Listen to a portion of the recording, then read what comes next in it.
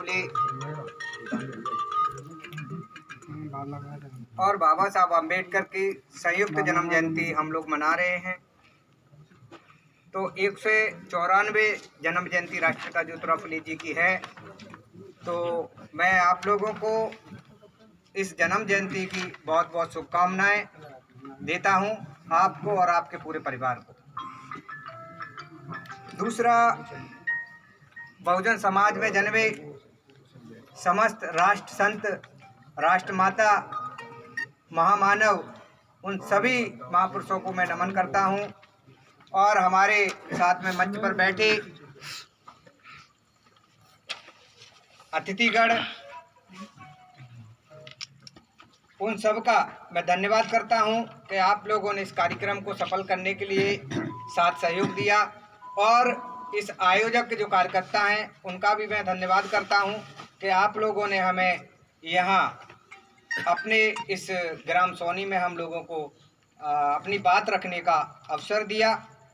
तो साथियों, बहुत सारी चर्चाएं हो चुकी है, लेकिन हमने ये चर्चा करने के लिए एक विषय भी लगाया था, अंग्रेज आज हैं कल नहीं, वे जिंदगी भर हमारे साथ रहेंगे, ऐसा कोई निश्चय पूर्वक नहीं कहा जा सकता। इसलिए जब तक देश में अंग्रेज लोगों का राज है, तब तक सभी शूद्र एवं अतिशूद्रों को चाहिए कि जल्द से जल्द भट्ट की पुश्तैनी गुलामी से मुक्त आज़ाद हो जाना चाहिए, आज़ाद हो जाने की कोशिश करें, भला इसी में। ये विषय हम लोगों ने चर्चा के लिए रखा था और कुछ लोगों ने इस पे प्रयास किया बात रखने का। लेकिन साथियों, मैं आपको एक बात बताऊं, हम लोगों का कोई कार्यक्रम करना कोई उद्देश्य नहीं होता है। बहुजन क्रांति मोर्चा के माध्यम से 1,00,000 सेंटरों पर हम लोग महामानवों की जन्म जयंतियां मना रहे हैं पूरे देश भर में। अभी कोरोना ये वायरस का जो पीरियड चल रहा है, हम लोग इसमें लगभग हम लोगों को अभी 22 मार्च को पूरा उसका जन्मदिन हम लोग देखें तो आया था और 1 साल पूरा हो गया है। और प्लस हम लोग अप्रैल के महीने में अभी हम लोग हो गए, तो 1 साल से ज़्यादा कोरोना की महामारी से हम लोग गुजरे हैं। और बड़ी जो संकट लोगों ने इस महामारी में, खास करके जो मजलूम लोग हैं, बेरोजगार लोग हैं, मजदूर लोग हैं, उन्होंने बहुत इस संकट को झेला। और उसके बावजूद भी इस जो संगठन है, इस संगठन को हम लोगों ने देश भर में आपकी ही तगात पे, आपकी ही ताकत से, आपके ही साथ सहयोग से संगठन को हमने रुकने नहीं दिया। और केवल ये आपके साथ और सहयोग से हुआ। साथ सहयोग से कैसे हुआ? हम लोगों को जब कोरोना में कार्यक्रम नहीं करने दिया जा रहा था, तो हम लोग ऑनलाइन कार्यक्रम कर रहे थे, लाइव करके कार्यक्रम चला रहे थे। पिछली साल हम लोगों ने लाइव चलाकर 11 अप्रैल को कार्यक्रम इसको किया था हम लोगों ने। और अभी भी हम लोगों ने आज कार्यक्रम लाइव राष्ट्रीय अध्यक्ष माननीय वामन विश्राम साहब ने आज लाइव इस प्रबोधन किया था जन्म जयंती को लेकर, राष्ट्रपिता ज्योतिराव फुले जी को। तो हम लोग जो कार्यक्रम कर रहे हैं, इसका कोई उद्देश्य होता है। हम निरुद्देश्य कार्यक्रम नहीं करते, और वो निरुद्देश्य इसलिए नहीं करते हैं। अभी एक यहाँ पर बैठे थे दादाजी, वो बता रहे थे कि देश में सबसे बड़ी बीमारियां हैं, 3 हैं। उन्होंने कैंसर बताया, भूख बताया, और एक बीमारी कोई और भी थी, टीबी। उन्होंने ये बताया, ये बीमारियां ज़्यादा खतरनाक नहीं है। इससे से भी बड़ी भयंकर बीमारी है, उसे कभी ठीक नहीं किया जा सकता है, चाहे आप कितने भी करोड़ों पैसे खर्च कर लो। और वो बीमारी है जाति व्यवस्था की। कैंसर को पैसे से सही किया जा सकता है। टीबी के लिए भी आजकल बहुत सारे इलाज चल गए, टीबी को सही कर सकते हो। पेट की भूख है, भीख मांग के भी पेट भर लोगे, इसको समाधान कर सकते हो। लेकिन जो जाति व्यवस्था का जो कलंक लगाया आपके माथे पर, ये पैसे से नहीं मिटाया जा सकता। इसके लिए हमको काम करना पड़ेगा, इसको हमें समाज में जागृत करना पड़ेगा। और वो काम हमको अपने महापुरुषों के बताए हुए विचारों पे करना पड़ेगा। राष्ट्रपिता ज्योतिराव फुले ने जब 1827 में जन्म लिया और जन्म लेने के बाद में 1 जनवरी 1848 को राष्ट्रपिता ज्योतिराव फुले ने 1 जनवरी 1848 में हमारे लिए शिक्षा के दरवाजे खोले। 27 में जन्म हुआ, 48 में हमारे लिए शिक्षा के दरवाजे खोले। कितनी उम्र थी? 21 साल। 21 साल में उन्होंने इस चीज को समझ लिया था कि इस देश में अगर विकास होना है तो वो शिक्षा के बदौलत होगा, और 21 साल की उम्र में उन्होंने शिक्षा के दरवाजे खोल दिए, जो आज हमारे ग्रेजुएट पोस्ट ग्रेजुएट को समझ में नहीं आता है। ये राष्ट्रपिता ने 21 साल के में किया। और उन्होंने जब 1857 का जब आंदोलन चला, और 1857 का जब आंदोलन चला तो राष्ट्रपिता ज्योतिराव फुले ने उसका समर्थन नहीं किया, और उन्होंने एक सभा को लेकर कहा कि आज अंग्रेज हैं इस देश में, जिंदगी भर हमारे साथ रहेंगे, ऐसा यकीन नहीं किया जा सकता है, ऐसा कहा नहीं जा सकता है, लेकिन जब तक भट्ट का मतलब पता है क्या? कि भट्ट का मतलब क्या था? मराठी भाषा है, भट्ट का मतलब होता है ब्राह्मण। 3 शब्द का उपयोग करते थे, भट्ट, लट्ठ, सेठ। भट्ट जी, सेठ जी, लट्ठ जी। लट्ठ जी तो समझ तो हो गया, लट्ठ जी। और सेठ जी, सेठ जी का मतलब होता है बनिया। इन तीनों लोगों से आजाद हो जाओ, ये लोग आपको, ये यहां से अंग्रेज चले जाएंगे, आपको आजादी देने वाले नहीं है। अभी हमारे भाई ने, अभी एक भाई यहाँ बैठे थे, वो ग्वालियर से चल के आए, उन्होंने कहा था कि इन्होंने, अभी अंग्रेजों ने खून चूसा, पहले अंग्रेजों ने खून चूसा, अब ये चूस रहे हैं। मैं उन भाई को कहना चाहता हूँ, ये तो आधा अधूरा है। इनने पहले खून चूसा, अभी भी यही खून चूस रहे हैं। अंग्रेजों से पहले ये लोग भारत में आए, अंग्रेज पहले नहीं आया। आप इतिहास को उठा के पढ़ लो। आर्यों ने भारत में आक्रमण किया, और आर्यों ने आक्रमण करके वर्ण व्यवस्था का निर्माण किया, और वर्ण व्यवस्था में भारत के मूल निवासियों को शूद्र घोषित किया। और शूद्र का मतलब होता है अधिकार वंचित, हमारे लोगों को अधिकार वंचित किया। ये अंग्रेजों ने नहीं किया, ये उन्होंने किया। आज भी हम लोगों को जातियों में बांटकर ये हम पर राज स्थापित करना चाहते हैं। पहले भी ये हमारे दुश्मन थे, आज भी हमारे ये दुश्मन है। और हम, कोई हमारा व्यक्तिगत दुश्मन नहीं है, किसी से हमारी दुश्मनी नहीं है। इन्होंने हमारे समाज के साथ में अन्याय अत्याचार किया, और कितना भयंकर किया। तो उन्होंने कहा शूद्रों को पढ़ने का अधिकार नहीं है, शूद्रों को धन रखने का अधिकार नहीं है, शूद्र संपत्ति इकट्ठा नहीं कर सकता है, शूद्र शिक्षा ग्रहण नहीं कर सकता है। दुनिया में शिक्षा को आगे रखा जाता है, भारत में इन्होंने शिक्षा को नाश किया, और केवल भारत के लोगों को, शूद्रों को ही नहीं, उसमें अति शूद्रों को और महिला को भी शिक्षा से वंचित किया।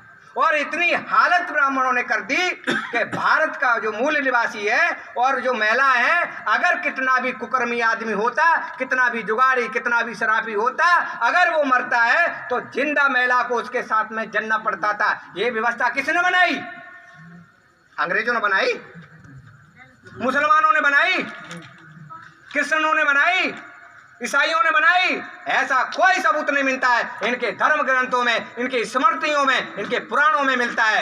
ये इन्होंने इस बनाई व्यवस्था, और इस व्यवस्था को खत्म करने का पहला काम किया वो है भारत के राष्ट्रपिता ज्योतिराव फुले। कोई काल्पनिक नहीं बात बता रहा हूं। और हम लोग क्या करना चाहते हैं?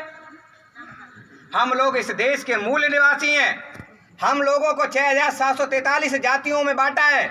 हम लोगों का भाईचारा तोड़ा है। अंग्रेजों ने हमको 2 चीजों में बांटा था, और वो अंग्रेजों ने क्या बांटा था कि ये एक लोग हिंदू हैं और एक मुसलमान है। अंग्रेज ऐसा सोचते थे, लेकिन इन्होंने 6743 जातियों में बांटा। अंग्रेज ज्यादा गुनहगार है कि ये लोग ज्यादा गुनहगार है? आप लगाइए कितना ज्यादा गुनहगार है ये लोग। एक कैलकुलेशन करिए आप लोग, कितने बदमाश लोग हैं ये लोग, जिन्होंने 6743 जातियों में बांटा। और बांटा ही नहीं, इनमें अस्पृश्यता निर्माण की, और अस्पृश्यता के कारण एक दूसरे का आज भी आदमी जुड़ने से दूर भागता है। तो ये बहुत बड़ा कारण है साथियों। हम लोग जो भाईचारा टूटा हुआ है, इस भाईचारा को हम लोग जोड़ना चाहते हैं और भाईचारा को जोड़ने के बाद इस देश में एक राष्ट्रव्यापी ऑर्गेनाइजेशन खड़ा करना चाहते हैं, राष्ट्रव्यापी संगठन खड़ा करना चाहते हैं। और ये संगठन क्यों खड़ा करना चाहते हैं? इसका एक कारण है कि हम इस देश में गुलाम लोग हैं, हम लोग अपनी आजादी का आंदोलन खड़ा करना चाहते हैं। कोई वैसे संगठन नहीं चला रहे हम लोग, और किसी हेरे गहरे नत्थु खेरे के सहयोग से भी नहीं चला रहे। जिस समाज की हम लोग लड़ाई लड़ रहे हैं, जिस मूल निवासी समाज की लड़ाई लड़ रहे हैं, जब इस संगठन को बनाया गया था 1978 में, तो हम लोग उस समय संगठन के पदाधिकारी जो लोग थे वो ये कहते थे कि हमको समाज से 1 लाख 2 लाख 3 लाख रुपए भी इकट्ठा करने में दम निकल जाती थी। क्यों? क्योंकि समाज में हम विश्वास पैदा नहीं कर पा रहे थे। और जब विश्वास पैदा किया तो आज के वर्तमान स्थिति में 35 करोड़ रुपए सालाना इसी मूल्यवासी बहुजन समाज से संगठन को जाता है। 35 करोड़, जहां 2 लाख रुपए इकट्ठा करने में दम निकल जाती थी, वहां 35 करोड़ इसी समाज से जो बैठा हुआ समाज है, ये 35 करोड़ लोग समाज ये पैसा देता है और संगठन को राष्ट्रव्यापी बना दिया। संगठन को 31 राज्यों में, 550 जिला में, 4000 तहसीलों में और 2 लाख गांव में बाम सेब को पहुंचाने का काम किया। यही बैठा हुआ मूल निवासी जो समाज है, इसने ये काम किया। क्योंकि जो सहारा देंगे वो इशारा भी करेंगे। आज हो क्या रहा है? अभी हमारे दादा कह रहे थे, अभी एक व्यक्ति ने और कहा कि हमको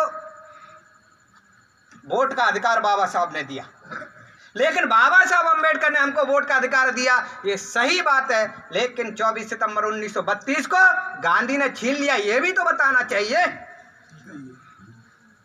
बाबा साहब ने हमको अधिकार दिया वोट का, ये सही बात है, लेकिन गांधी जी ने 24 सितंबर 1932 को पूना पैक्ट पे मजबूर करके बाबा साहब अम्बेडकर को साइन कराए और वोट का अधिकार छीन लिया। इसका मतलब क्या हुआ? जो बाबा साहब करना चाहते थे वो गांधी ने छीन लिया। उसके बाद भी हम गांधी को राष्ट्रपिता कहते हैं। ये बदमाशी करने वाले आदमी को भी हम राष्ट्रपिता कहते हैं। जिस आदमी ने हमारे लिए लड़ाई लड़ी, जिस आदमी ने हमारे लिए घर बार को छोड़ दिया, हमारे लिए जीवन लगा दिया, उस आदमी का हम लोग नाम नहीं जानते। कितनी बड़ी विडंबना है। और जिस आदमी ने हमारे अधिकारों का हनन करने का काम किया, सारा का सारा मामला ही खत्म कर दिया, चौपट कर दिया, और उसको हम राष्ट्रपिता कहते हैं। और दूसरी फिर इंदिरा गांधी, फिर दूसरी गांधी आई 1982 में, ईवीएम मशीन को लेकर आई और ईवीएम के मशीन के द्वारा इंदिरा गांधी ने वोट का अधिकार खत्म कर दिया। आपको जानकारी होना चाहिए, गांधी ने वोट का खत्म किया। फिर इंदिरा गांधी आई 1982 में, ईवीएम को लेकर आई और ईवीएम से चुनाव कराया। और चुनाव कराया तो जब केरल में पहला चुनाव हुआ, ईवीएम को वहां के लोगों ने मना कर दिया और हाई कोर्ट ने यह कहा कि ईवीएम से चुनाव निष्पक्ष नहीं हो सकता है। और उसके बाद में 2002 में ईवीएम को लेकर बिल पारित किया गया और 2004 में लोकसभा का चुनाव हुआ और लोकसभा के चुनाव में ईवीएम में घोटाला करके कांग्रेस को चुनाव में जिताया गया। लोकसभा के में पहली बार ईवीएम से चुनाव हुआ लोकसभा का, और 2004 में ईवीएम में घोटाला हुआ और 2009 में फिर ईवीएम में घोटाला हुआ और सुब्रमण्यम स्वामी और लाल कृष्ण आडवाणी सुप्रीम कोर्ट गए। और सुप्रीम कोर्ट गए और सुप्रीम कोर्ट का 8 अक्टूबर 2013 तारीख के साथ मैं बता रहा हूं, कोई काल्पनिक नहीं बता रहा। 8 अक्टूबर 2013 को सुप्रीम कोर्ट का निर्णय आया, ईवीएम से निष्पक्ष चुनाव नहीं किया जा सकता है। ईवीएम से घोटाला हुआ और सुप्रीम कोर्ट कह रहा है ईवीएम से निष्पक्ष चुनाव नहीं किया जा सकता है। और 2014 में ईवीएम से फिर चुनाव हुआ और नरेंद्र मोदी जी इस देश के प्रधानमंत्री बने। जो कहा जाता है ये पिछड़ा वर्ग का आदमी है, कहा जाता ना पिछड़ा वर्ग का आदमी है। ओबीसी पिछड़े वर्ग में पिछड़े वर्ग का आदमी देश का राष्ट्र प्रधानमंत्री है और ओबीसी की जाति आधारित जनगणना नहीं कराता है। कितनी बड़ी विडंबना है। ओबीसी का प्रधानमंत्री ओबीसी की जाति आधारित जनगणना नहीं कराता है। आखिर कौन रोक रहा है उस आदमी को? कौन रोक रहा है? सवाल खड़ा होता है ना, आखिर कौन रोक रहा है उस आदमी को? इसका मतलब है उसके पीछे कोई है। नरेंद्र मोदी के पीछे कौन है? नरेंद्र मोदी जी के पीछे में आरएसएस है, मोहन भागवत है। और मोहन भागवत जो कहते हैं वो नरेंद्र मोदी करते हैं, इसलिए उनकी जुबान पर ताला लगा के रखा है। बिना मोहन भागवत के नरेंद्र मोदी जी का पत्ता भी नहीं हिलता है। ये इतना बड़ा मामला है। नरेंद्र मोदी जी ने जब चुनाव जीते 2014 में, 15 में लखनऊ में स्पीच की और कहा 21 में हम सभी के पक्के घर देंगे। 19 में सरकार जा रही है आपकी, 19 में सरकार जा रही है आपकी, 21 में सबको घर कहां से दोगे? उनको पता था कि 2019 में हमारी सरकार होगी और 2019 में ईवीएम में घोटाला करके फिर बीजेपी की सरकार बनी और बीजेपी की सरकार बनी। आप देख लीजिए 21 में, अभी पत्र का पेपर में निकला, मैंने ग्वालियर में पढ़ा, 4000 घर देने का काम ये बीजेपी सरकार मध्य प्रदेश, राजस्थान और छत्तीसगढ़ में कर रही है। अब पता है यही क्यों कर रही है? पता है क्यों कर रही है? इसका भी एक उदाहरण बताता हूं। इसलिए कर रही है, नवंबर में यहाँ चुनाव हुए 18 में विधानसभा के, और विधानसभा के चुनाव में 3 राज्यों में कांग्रेस की सरकार बनी और उसके बाद लोकसभा का चुनाव हुआ 19 में। 18 में कांग्रेस की सरकार बनी और 19 में लोकसभा के चुनाव हुए। लोकसभा के चुनाव में कांग्रेस को 1 सीट मिली मध्य प्रदेश में और 28 सीटें किसको मिली? बीजेपी को, भाजपा को। ऐसा आखिर क्या कर दिया 5 महीने में बीजेपी ने कि 28 की 28 सारी की सारी सीटें बीजेपी के खाते में चली गई। कोई ना कोई बड़ा मामला है। जहां तक कि सिंधिया जी जो है ना, कभी हारते नहीं थे, सिंधिया जी भी चले गए और छत्तीसगढ़ की सारी सीटें मिली उनको, राजस्थान की सारी सीटें मिली। जहां जहां कांग्रेस की सरकार थी, लोकसभा की सीटें बीजेपी को मिली। इससे क्या सिद्ध होता है? इससे ये सिद्ध होता है कांग्रेस और बीजेपी का गुप्त समझौता है।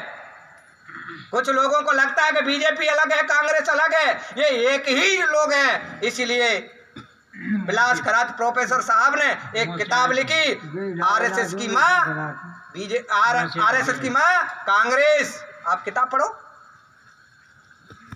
तो ये बात इसलिए बता रहा हूं कि अभी जो बात चर्चा चल रही थी कि हम लोग वोट से सत्ता हासिल कर ले, हम लोग अपने वोट का अधिकार समझें। आपका वोट का ईवीएम से घोटाला करके आपके वोट को शून्य कर दिया गया है साथियों, और हम लोगों को एक ताकत निर्माण करनी पड़ेगी। और वो ताकत जब तक निर्माण नहीं करेंगे, जब तक भाईचारा नहीं बनाएंगे, तब तक हमारी समस्या का समाधान नहीं होगा। क्योंकि समय कम है, इसलिए मैं अपनी बात को कम समय में ये रखने का प्रयास कर रहा हूं। और लास्ट बात क्या है, इसका समाधान क्या है? क्योंकि हम लोग केवल बीमारी नहीं बताते, इसका समाधान भी बताते हैं। डॉक्टर आपने देखा होगा, आप बीमारी जाते हो तो डॉक्टर कहता है, आपको एक लिख कर देता है, आप पहले चेक करा लो। चेक कराने के बाद में आपको क्या बीमारी है, हम फिर उसके बाद दवा देंगे आपको। हम लोग भी वही करते हैं, पहले हम आपको चेक करने के लिए दे रहे हैं कि जो हम बोल रहे हैं आप उसका ट्राई करिए, और ट्राई करने के बाद में आप लोग देखिए, और देखने के बाद ये महसूस करिए कि वास्तव में ये लोग कह रहे थे वही सही है। ऐसे ही अभाव है, हम लोग कह के चले जाएं इस पे अमल आप करो, ऐसा नहीं हम लोग थोपने आए। तो कहने का मतलब ये है कि आज हम लोग जो 6743 जातियों में बटे हैं, पहले हमको भाईचारा निर्माण करना होगा। भाईचारा निर्माण हुआ, यही विधानसभा की आपको घटना बताता हूं। भाईचारा निर्माण हुआ, नरेश सिंह गुर्जर विधायक बने। भाईचारा निर्माण हुआ, नरेश सिंह गुर्जर विधायक बने, और भाईचारा निर्माण हुआ तो नरवरिया जी भी विधायक बने या मुन्ना सिंह। भाईचारा बना तो बने। तो भाईचारा जो हम लोगों में टूटा हुआ है, आज वो भाईचारा हमको दोबारा से निर्माण करना होगा। और वो निर्माण किसी जाति विशेष के लिए काम नहीं करना है, वो एक कॉन्सेप्ट इस देश में लागू कर रहे हैं हम लोग, और कर ही नहीं रहे। इसके अलावा कोई रास्ता नहीं है, और हम वो आपको बताएं, हम इस देश के मूल निवासी हैं। इस मूल निवासी कॉन्सेप्ट में हम लोगों को एक करना चाहते हैं। मूल निवासी के अलावा आपके पास कोई रास्ता नहीं है साथियों। इसलिए आप लोगों से हम लोग ये निवेदन करने के आए हैं, आप लोगों से हम ये चर्चा करने आए हैं कि आप लोग एक बड़े पैमाने पर हम लोग इकट्ठा करें, भाईचारा निर्माण करें। और आपसे एक विशेष निवेदन है कि 14 अप्रैल को, अभी हम लोगों ने यहाँ मनाया, 14 अप्रैल को हम लोग बड़े लेवल पर एक विधानसभा के बड़े लेवल पर हम लोग मंडी में जो गल्ला मंडी वहाँ आश्रम है, उस पे हम बाबा साहब अम्बेडकर और राष्ट्रपिता ज्योतिराव फुले की संयुक्त जन्म जयंती हम मना रहे हैं। तो आप लोगों से मेरा निवेदन है, और वो निवेदन ये है कि आप लोग उस कार्यक्रम में आइए, और वहाँ पे जो उस कार्यक्रम की जो अध्यक्षता करेंगे एक प्रोफेसर हैं गजराजा मेडिकल कॉलेज के डॉक्टर प्रवीण गौतम, और वो बहुत सारी जानकारी रखते हैं विदेशों तक। इस संगठन के माध्यम से विदेशों में जो हम संगठनों का जाल हमने फैलाया है वो विदेशों तक गए हैं। आप लोग 14 अप्रैल को अपने पूरे परिवार के साथ आइए। आप अपनी पत्नी को लेकर आइए, अगर आपके साथ पत्नी नहीं है आप अपनी माँ को लेकर आइए, आपकी माँ नहीं है अपनी बहन को लेकर आइए, लेकिन आप अपनी किसी ना किसी एक महिला को साथ में लेकर आइए, क्योंकि अभी किसी ने यह कहा था अगर महिला शिक्षित होगी तो पूरा परिवार शिक्षित होगा। इसलिए मैं यहाँ वचनबद्ध हो रहा हूँ, मैं अपनी पत्नी को लेकर आऊँगा, अगर पत्नी को लेकर नहीं आया तो मैं अपनी बहन को लेकर आऊँगा, और अगर मैं बहन को नहीं लेकर आया तो मैं अपनी माँ को लेकर आऊँगा, लेकिन एक महिला मैं अपने साथ लेकर आऊँगा। ये आप लोगों को यहाँ वचन दे के जा रहा हूँ। आप लोग भी वचन मतलब प्रतिज्ञा करिए कि हम लोग लेकर आएंगे। क्या आप लोग इसके लिए तैयार हैं? भैया हाथ उठा दो तो ही मानेंगे। तो आप लोग वहाँ पर आइए, और हम लोग बड़े पैमाने पर हम लोग इस काम को कर रहे हैं, और आने वाले समय में हम लोग आते रहेंगे। और कई बार मैं आप लोगों के बीच में आया हूँ, और मुझे बहुत अच्छा लगता है सोनी में। क्यों अच्छा लगता है? मेरा पहली जब मैं इस ऑर्गेनाइजेशन में जब सीख रहा था तो तब भी मुझे यहाँ सोनी में बुलाया गया था, तब भी सोनी के लोगों ने मान सम्मान दिया, और मैं जब भी आता हूँ मान सम्मान मिलता है। और मान सम्मान, मैं कोई बहुत बड़ा वक्ता नहीं हूँ, क्योंकि मैं जो बोल पा रहा हूँ ये बोलने का आप लोगों को श्रेय जाता है। अगर आप अच्छे श्रोता नहीं होते तो मेरी औकात नहीं थी कि मैं बोल पाता। आप एक अच्छे श्रोता हैं, एक आप अच्छे विचारक हैं, इसलिए मैं ये बात आप लोगों के बीच में बोल पाता हूँ। और आप लोगों ने मेरी बात को सुना, इसके लिए मैं आपका धन्यवाद, आभार